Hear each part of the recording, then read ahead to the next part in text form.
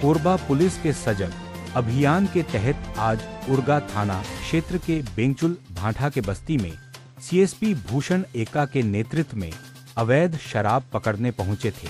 Police की गाड़ी को देख महिलाओं ने पुलिस वाहन के सामने आकर विरोध करने लगे और पुलिस पर गलत कार्यवाही का आरोप लगाया। विवाद बढ़ता देख घटना की जानकारी एसपी को दी गई। सूचना मिलते ही पुलिस लाइन से अन्य थाने से पुलिस बल भेजकर मामले को शांत कराया गया है।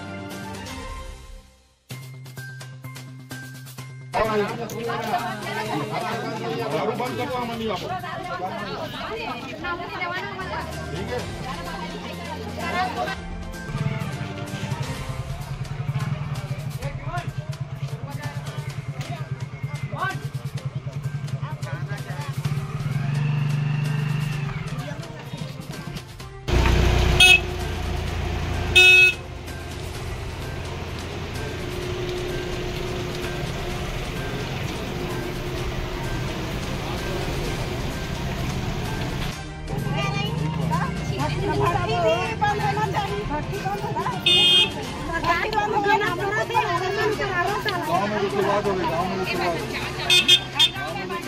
में